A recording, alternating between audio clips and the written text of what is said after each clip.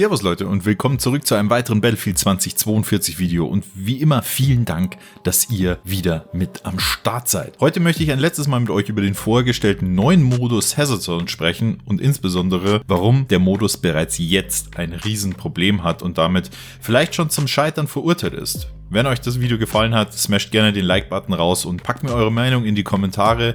Vielen Dank in jedem Fall schon mal vorab für euren krassen Support. Egal auf welcher Plattform ihr unterwegs seid, YouTube, Reddit, whatever, Instagram und so weiter, viele Creator und Spieler diskutieren im Moment ganz einfach schon sehr, sehr heftig darüber, dass der Modus Hazard Zone eben nicht Free-to-Play sein wird und ich bin ganz einfach überzeugt, dass das ein Riesenfehler in der Vermarktung ist und die Reichweite bzw. Beliebtheit von diesem Modus deutlich einschränken wird und im schlimmsten Fall, wir erinnern uns alle an Firestorm von Battlefield 5, werden wir wieder einen toten Modus à la Firestorm eben haben.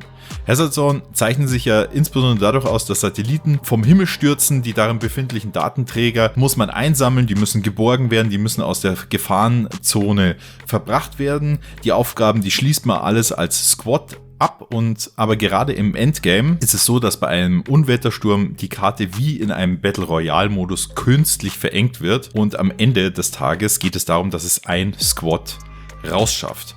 Und dementsprechend muss uns einfach klar sein, der Modus wird viel mehr nach Battle Royale sich anfühlen und auch aussehen, als viele von euch jetzt vielleicht zum jetzigen Zeitpunkt denken.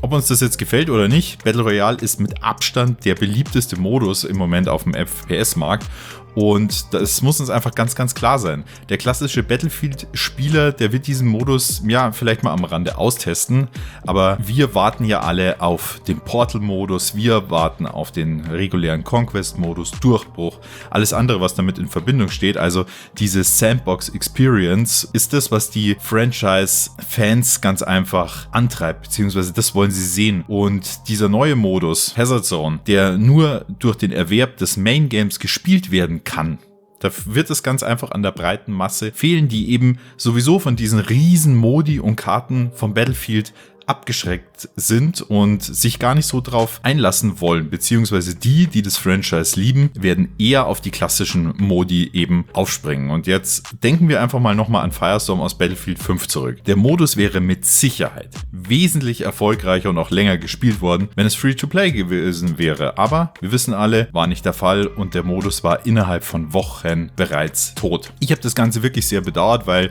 ich bin der Meinung, dass durch ein Cross-Marketing eben für so einen separaten Teil des Spiels eine viel größere Audience eben hätte erreicht werden können, die ja dann auch wieder Lust auf das Main Game vielleicht bekommen oder dadurch auch mehr reinschnuppern wollen, zumindest ihre Waffen leveln wollen oder whatever. Und am Ende des Tages hätten wir vielleicht auch ein wesentlich besseres und vollständigeres Battlefield 5 bekommen, eben mit dem Content, den wir alle uns gewünscht haben.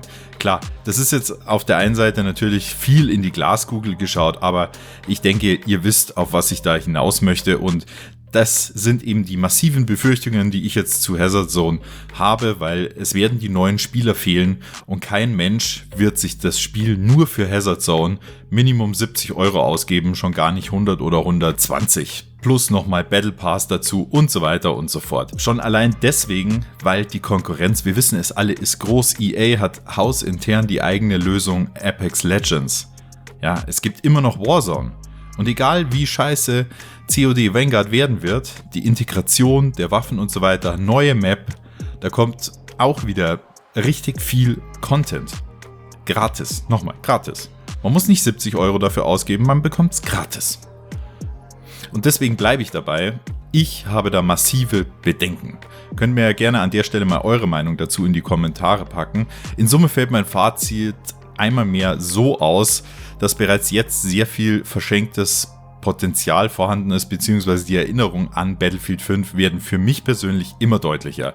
Ich verstehe das auch absolut nicht, weil nur ein geringer Anteil wird sich das Main Game für diesen Hazard Zone Modus holen, wie habe ich gerade schon gesagt. Also kein Mensch ist vielleicht übertrieben, klar, vielleicht wieder zu überdramatisch, aber die Mehrheit der Spieler wird nicht 70 € für nur einen Modus ausgeben. Das wird einfach nicht passieren. Also ich kann euch wirklich nur empfehlen, den Modus nach Release schnell zu testen, denn der wird nicht lange überleben. Sollte DICE EA wirklich bei der Meinung bleiben, dass Hazard Zone 100% nur im Main Game verfügbar werden wird. Wenn ihr jetzt natürlich wissen wollt, was ist Hazard Zone generell und wie funktioniert das, vielleicht seid ihr da noch gar nicht so drin, da habe ich auf jeden Fall in der Endkarte für euch das komplette Erklärvideo verlinkt. Ich verlinke euch auch nochmal ein bisschen älteres Video, das aber in dem Kontext wieder sehr interessant für euch werden wird, und zwar, warum Battlefield 2042 einen Free-to-Play Battle Royale Modus braucht, um richtig erfolgreich zu sein. Schaut da auch gerne da nochmal rein und lasst mir im Anschluss auf jeden Fall gerne eure Meinung unter dem jeweiligen Video da. Erstens natürlich, weil mich eure Meinung interessiert, weil ich mit euch kommunizieren will und auch diskutieren möchte,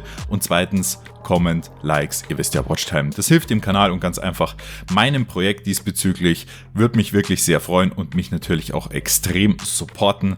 Und dementsprechend, für heute bin ich jetzt aber erstmal raus, haltet die Ohren steif und bis zum nächsten Video bzw. zum nächsten Livestream. Haut rein, euer A-Team.